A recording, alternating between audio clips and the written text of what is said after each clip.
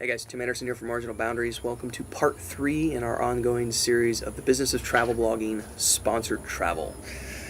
Today's episode is going to focus on one of my particular areas of expertise, which is internet marketing or social media marketing.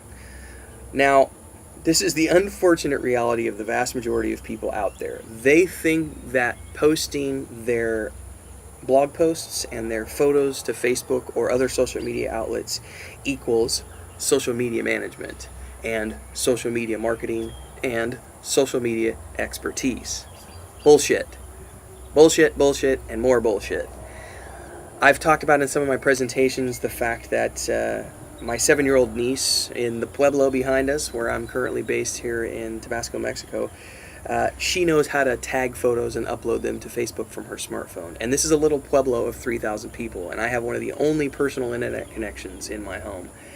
So this is a technological black hole. The very fact that my 7-year-old niece in the middle of Mexico knows how to upload photos speaks volumes to the fact that simply uploading photos and blog posts to social media does not equal social media expertise, nor does it equal anything related to social media marketing or internet marketing. When you're working with sponsors, one of the most important components of achieving the level of publicity that they are expecting from you, it's not just free travel. You're not just getting something for free. Your responsibility is to maximize exposure for the sponsor during the time that you're working for them. This is a press campaign. This is a publicity tour.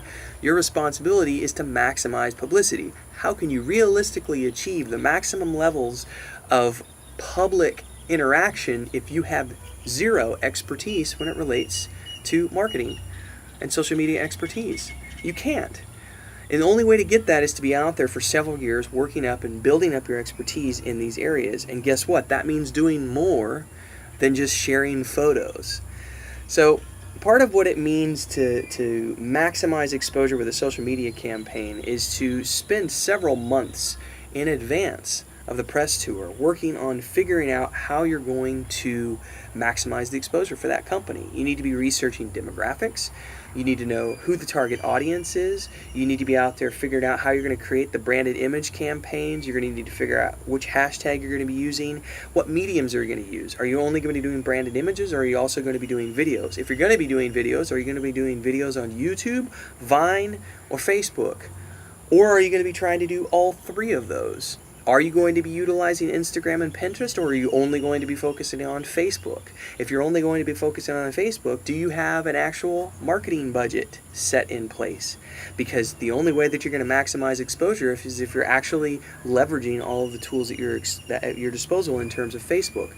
These are all components of social media marketing and social media management and campaign strategies. And if you don't understand any of this, and if you don't know how to go out there and do the research and do the split testing and do the actual marketing analysis and the research and development 3 to 6 months before you actually work on the campaign, you're not an expert, and you have no right to be doing this job, nor do you have anything related to professionalism when it comes to performing the job at hand.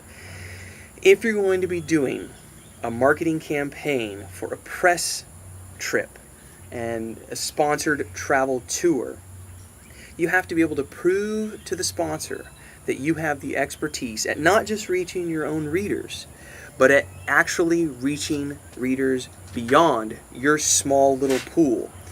And it doesn't matter how big you are. If you're 500,000 readers, you've got a pretty big following on your own social media. But it's still a small pool when you look at the overall amount of people who are interested in travel and the specific area or the niche that you're going to be focusing on. So if I'm going to be running a social media campaign, on a museum opening up for the first time, I need to be able to prove to the museum that I have the ability to not just reach my own readers, but to reach these other hundreds of thousands, if not millions of readers who are going to be interested in the Egyptian display that's going to be here at this museum for the next 3 months. And if I'm going to be going there for a week, and they're going to be giving me free tickets and free exposure to that event and free entry to that event, I need to be able to guarantee them that I'm going to not just reach my readers, but the whole rest of the world interested in that.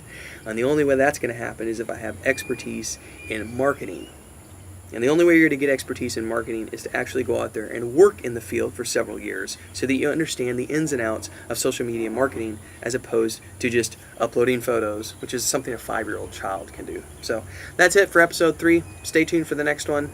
Safe travels. See you guys on the flip side. Cheers.